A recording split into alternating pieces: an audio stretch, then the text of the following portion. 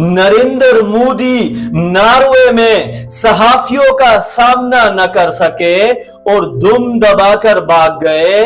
अगर शहबाज शरीफ को इस तरह के प्रेस का सामना करना पड़ा तो उसका अंजाम क्या होगा, आप खुद सोचकर बताइएगा। दोस्तों, आज हम एक बहुत अहम सवाल पर बात करने जा रहे हैं कि आखिर मगरिब तरक्की क्यों कर गया और हम मुसलमान जिनके पास कुरान, सुन्नत और अजीम इस्लामी तालीमात मौजूद थी, हम क्यों पीछे रह गए।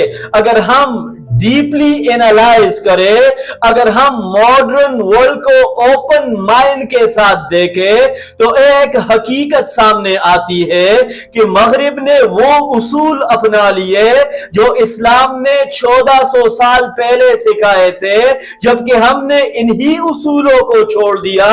इस्लाम ने इंसाफ, जवाबदेही, कानून की बालादस्ती, इंसानी इज्जत और हुक्मरानों की जिम्मेदारी का दर्ज दिया। लेकिन अफसोस कि हमने इन तालीमात को सिर्फ किताबों और तकरीरों तक महदूद कर दिया, जबकि मगरिब ने इन्हें अपने सिस्टम का हिस्सा बना लिया। इसीलिए वो आगे निकल गए और हम जवाल का शिकार हो गए। इस्लामी तारीख में हजरत उमर फारूक रजी अल्लाह अन्हु की मिसाल पूरी दुनिया के लिए एक गोल्डन स्टैंडर्ड है। वो एक ऐसी अजीम शख्सियत थे जिनका रोब पूरी दुनिया पर था, लेकिन इसके बावजूद एक आम आदमी मजमा में खड़े होकर उनसे सवाल करता है कि ए उमर, आपके जिस्म पर जो कपड़ा है वो आपके हिस्से से ज्यादा मालूम होता है, ये इजाफी कपड़ा कहां से आया। जरा सोचिए, दुनिया के ताकतवर तरीन हुक्मरान से एक आम शहरी सवाल कर रहा है और कोई सिपाही इस शख्स को गिरफ्तार नहीं करता, कोई इदारा इसके पीछे नहीं लगाया जाता, बल्कि हजरत उमर जवाब देते हैं कि मेरे बेटे ने अपने हिस्से का कपड़ा भी मुझे दिया, तब ये लिबास तैयार हुआ। ये था इस्लाम का अकाउंटेबिलिटी सिस्टम, ये थी ट्रांसपेरेंसी, और यही वो उसूल थे जिन्होंने मुसलमानों को दुनिया का लीडर बनाया। आज अगर हम मगरिब, यूरोप या वेस्टर्न ममालिक को देखें तो वहां भी यही उसूल नजर आते हैं।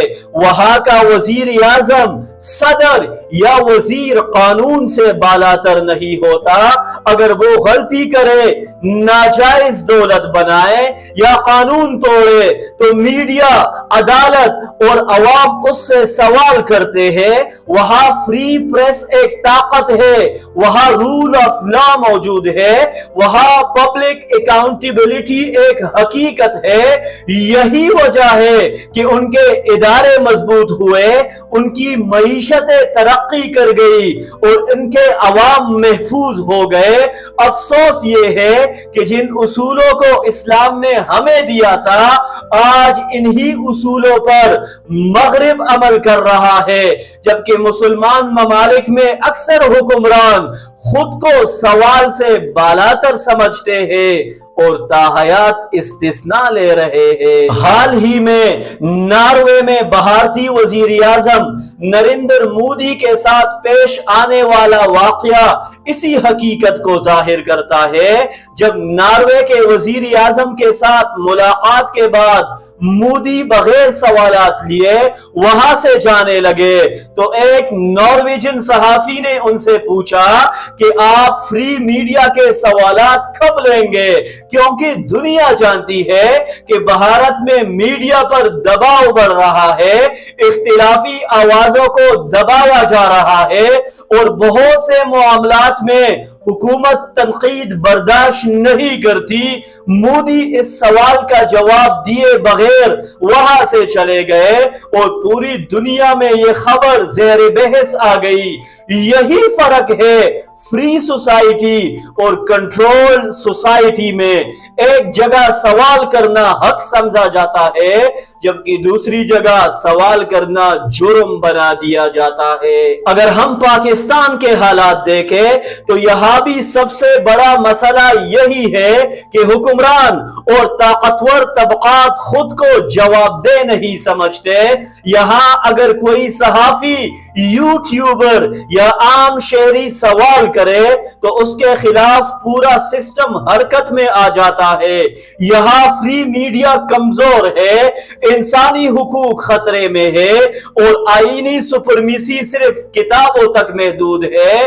अवाम से वोट तो लिया जाता है लेकिन अवाम को जवाब नहीं दिया जाता। हकीकत यह है कि जो कौमें सवाल करना छोड़ देती है वो गुलाम बन जाती है, और जहां हुक्मरान एहतिसाब से आजाद हो जाए वहां तरक्की का रास्ता बंद हो जाता है। तरक्की सिर्फ सड़कों, इमारतों का नाम नहीं, तरक्की असल में इंसाफ, आजादी और जवाबदेही का नाम है।